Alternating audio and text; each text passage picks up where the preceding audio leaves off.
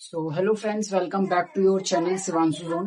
तो आज का एक मोस्ट इम्पोर्टेंट टॉपिक करने वाले हैं हम, हैज एंड हैव का यूज, है ना। तो इस वीडियो में मैं आपको एक टोटल यूज सिखाने वाला हूँ हैज और हैव का, यानी कि कैसे हम हैज का यूज करते हैं, कब हम हैव का यूज करते हैं। इन सभी चीजों को आज हम इस वीडियो में कवर करने वाले हैं। तो वीडियो के एंड तक बने रहना, बहुत ही इंपॉर्टेंट टॉपिक है ये, ठीक है। अगर चैनल पे नए हो तो चैनल को जल्दी से सब्सक्राइब कर दो। तो चलिए फिर हम स्टार्ट करते हैं, ठीक है। इस वीडियो को अपने फ्रेंड्स के साथ जरूर शेयर करिएगा ताकि उन्हें भी सीखने का मौका मिल सके।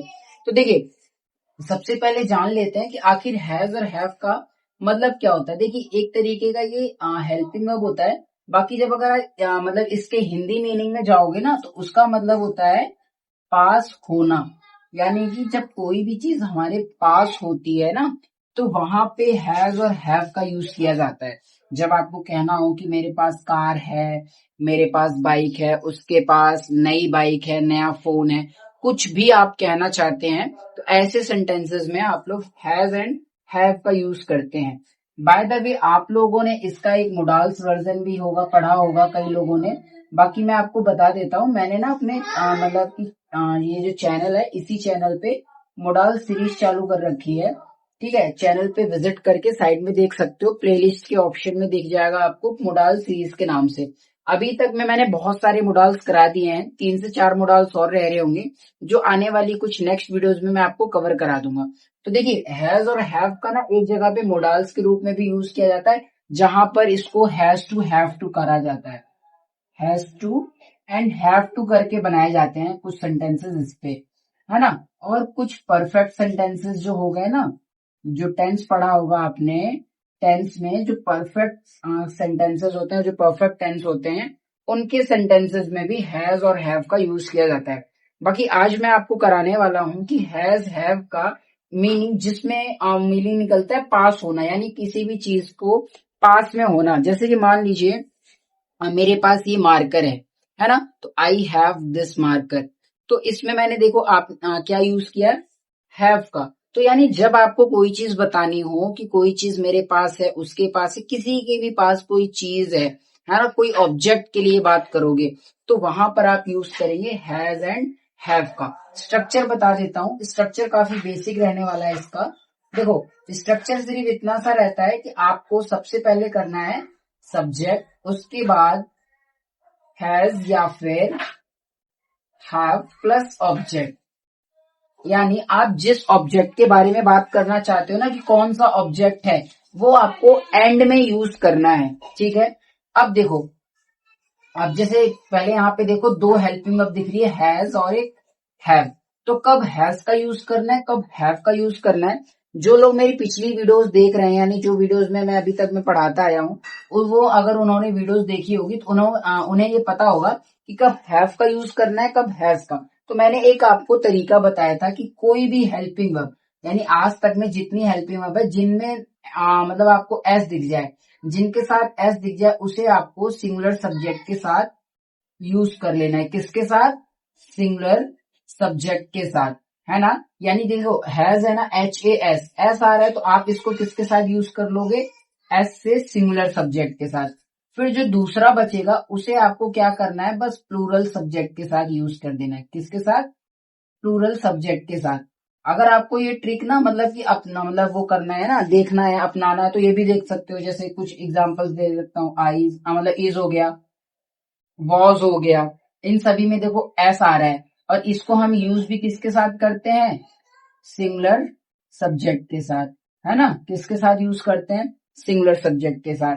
तो यानी जिस हेल्पिंग वर्ब में आपको एस दिख जाए, उसे सिंगुलर फॉर्म के साथ, मतलब सिंगुलर सब्जेक्ट के साथ यूज कर लो। सिंगुलर सब्जेक्ट, प्लूरल सब्जेक्ट नहीं पता तो ये काफी बेसिक चीज है, आपको पता होना चाहिए। चैनल पे बहुत सारी वीडियोस हैं, विजिट करके उनमें से देख सकते हो। अब देखो, ये तो हो गया कि किसके साथ हैज का यूज करना है, किसके साथ हैव का। अब मैं आपको कुछ सेंटेंसेस करा देता हूं, जिनसे आप अच्छे से मतलब अंडरस्टैंडिंग्स बना पाओगे कि कैसे इन सेंटेंसेस को बनाना है और कैसे एग्जांपल्स हम इस पे बना सकते हैं, ठीक है।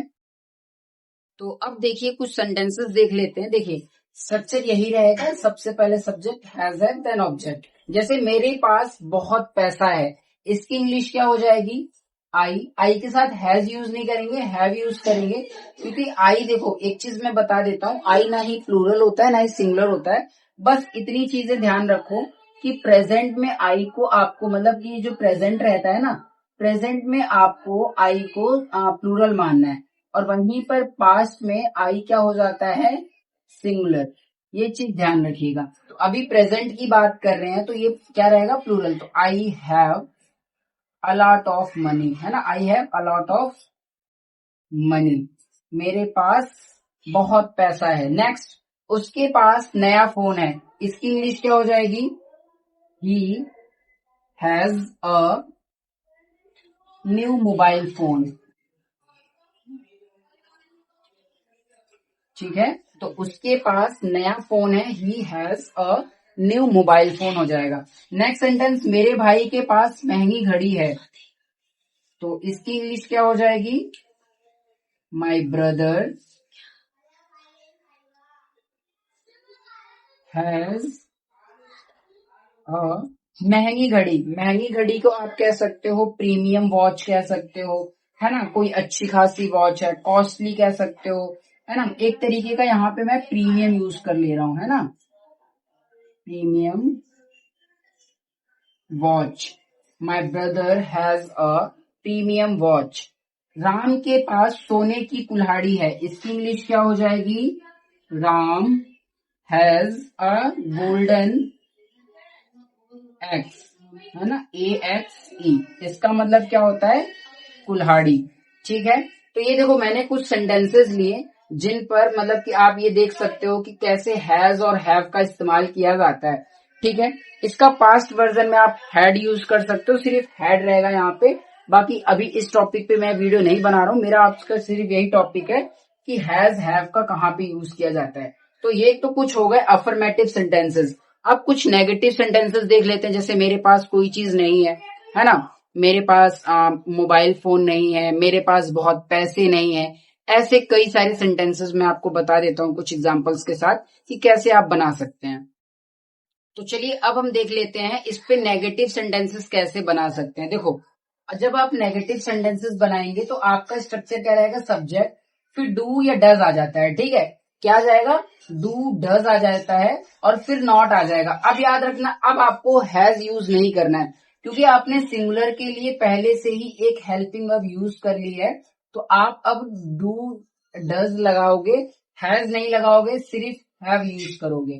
ठीक है, और लास्ट में ऑब्जेक्ट।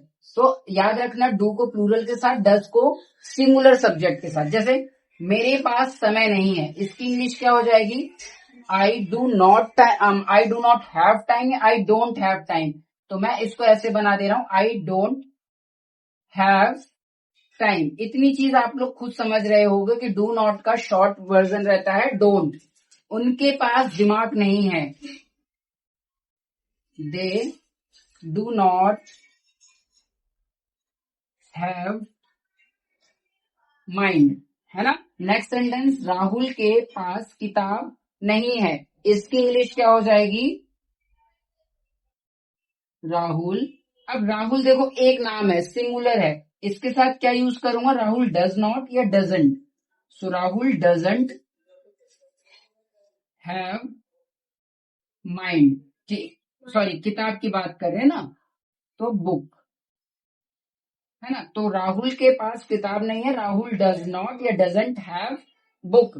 ध्यान रखना, कई सारे लोग क्या करते हैं, डज भी यूज कर देते हैं प्लस हैज भी यूज कर देते हैं। अगर ऐसा करोगे तो सेंटेंस हमारा गलत हो जाता है, क्योंकि पहले से ही आपने एक सिंगुलर फॉर्म यूज कर रखी है, उसके साथ आप सिंगुलर हेल्पिंग वर्ब भी लगा रहे हो, तो सेंटेंस थोड़ा सा गलत हो जाता है। यानी एक बार हेल्पिंग वर्ब आ गई है, दो हेल्पिंग वर्ब सिंगुलर ही फॉर्म की नहीं आ सकती। ठीक है, तो ये चीज ध्यान रखना, ऐसे सेंटेंसेस आप लोग बना सकते हो हैज हैव पे इंटेरो मतलब नेगेटिव वाले सेंटेंसेस। इंटेरोगेटिव सेंटेंसेस के लिए जस्ट कुछ नहीं करना है, आपको डू डज आगे कर देना है। जैसे क्या मेरे पास समय है, डू आई हैव टाइम। क्या उनके पास दिमाग है, डू दे हैव माइंड। क्या राहुल के पास किताब है, डज राहुल हैव बुक। या किताबें हैं तो बुक्स हो जाएगा। थोड़ा सा नाउन का ध्यान रखेंगे कि सिंगुलर नाउन है, प्लूरल नाउन है, तो अच्छे सेंटेंसेस बन पाएंगे। मैं उम्मीद करता हूं आपको सारी चीजें समझ में आई होंगी।